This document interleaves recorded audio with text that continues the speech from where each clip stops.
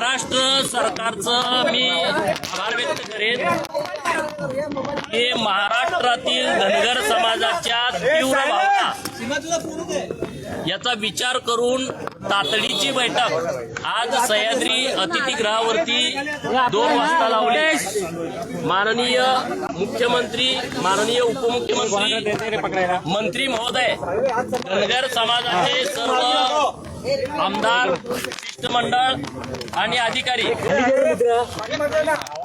राज्य सरकारकडे आम्ही हीच मागणी लावून धरली की राज्य सरकारच्या अधिकारामध्ये राज्य सरकारनं GR काढावा आणि त्या GR मध्ये महाराष्ट्रातील सगळ्या कलेक्टरना सूचना द्याव्यात की धनगर समाजाला एसटीचं सर्टिफिकेट इश्यू करायला चालू करा।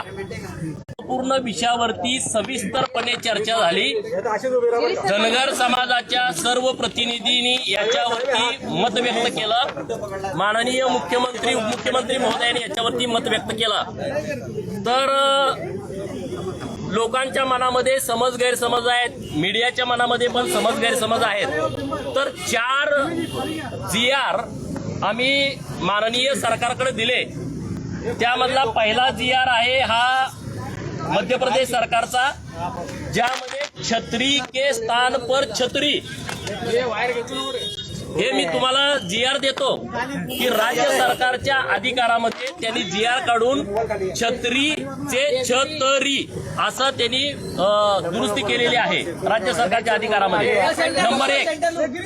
नंबर 2, बिहार सरकारनं 2015 साली एक GR काढला।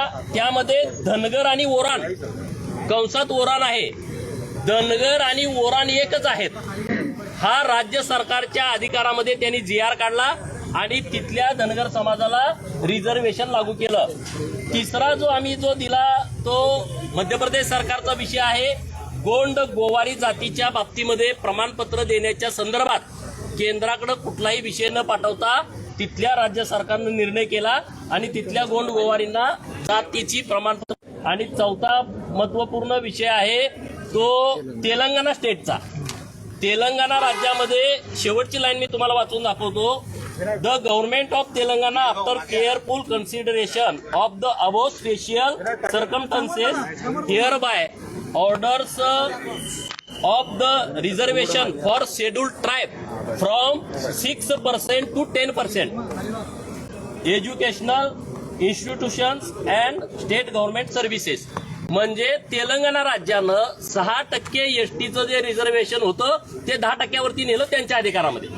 आम्ही या GRच्या आधारे केली की महाराष्ट्र राज्य सरकारनं सुद्धा धनगर राज्यामध्ये अस्तित्वात नाहीत, आहे ते धनगर आहेत, त्यांना एसटीचं सर्टिफिकेट देण्याच्या संदर्भातला GR काढावा।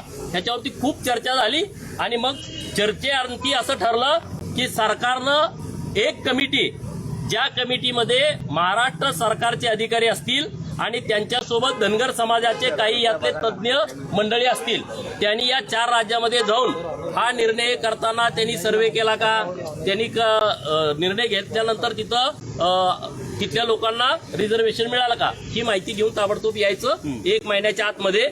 आणि हा अहवाल आल्याच्या नंतर हा अहवाल दिल्लीला पाठवायचा अॅटॉर्नी जनरलकडं आणि त्यांच्याकडून याच्याबाबतलं म्हणणं घ्यायचं। 2 महिन्याच्या आतमध्ये ही सगळी प्रक्रिया पूर्ण करून हा अहवाल आल्याच्या नंतर महाराष्ट्रातील धनगर समाजाला एसटीचं सर्टिफिकेट देण्याच्या बाबतीमध्ये राज्य सरकारनं भूमिका घ्यायची, अशी महत्वपूर्ण चर्चा या बैठकीच्या दरम्यान झाली।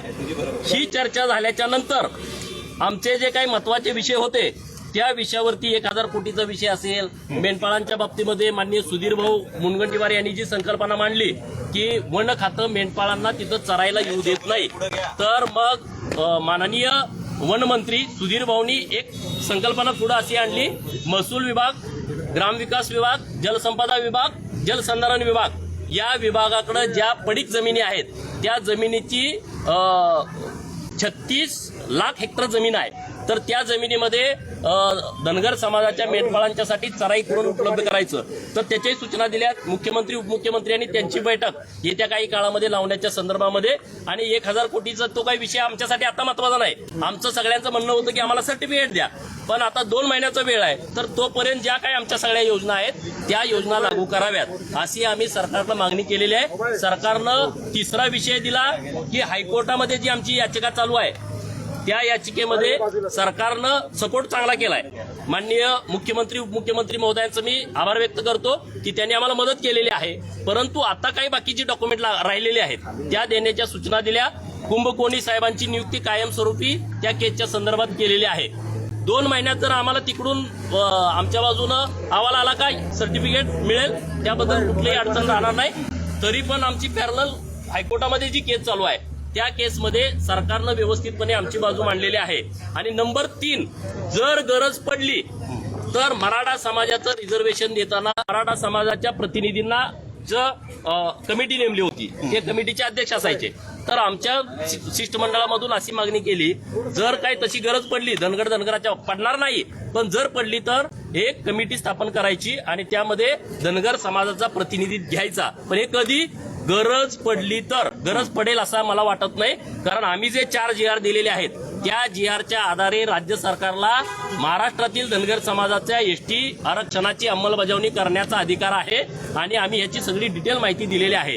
तर ही खूप चांगली चर्चा आज सरकारच्या माध्यमातून झालेली आहे.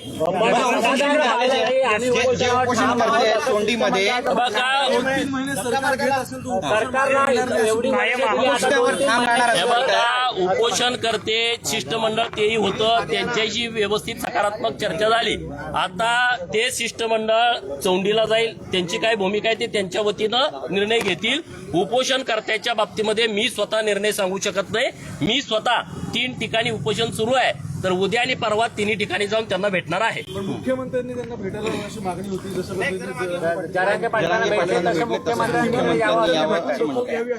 हे बघा, इथं बोलणं झालं मीटिंगमध्ये की जर उपोषणकर्त्यांचं उपोषण सोडायचं ठरलं, हे सगळं जर उपोषणकर्त्यांना मान्य झालं तर सरकारचा प्रतिनिधी तिथं यावा अशा पद्धतीचं मीटिंगमध्ये ठरलेलं आहे. आणि जर मुख्यमंत्री आले तर आम्हाला स्वागतच आहे ना, त्याबद्दल काही दुमत असायचं कारण नाही.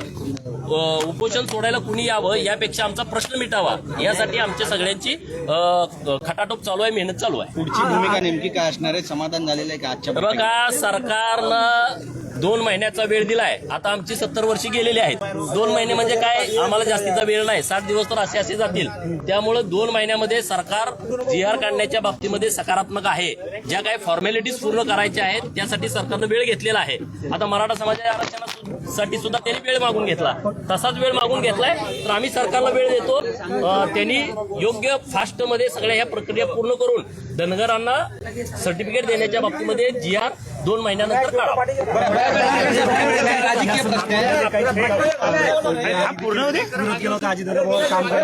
या बैठकीमध्ये सहकार्य केलं का? बघा, माननीय मुख्यमंत्री या बैठकीला आहेत. मुख्यमंत्री महोदयांनी सगळी भूमिका व्यवस्थितपणे मांडलेली आहे. त्यामुळं काहीतरी आता तुम्ही वादाचा विषय काढू नका.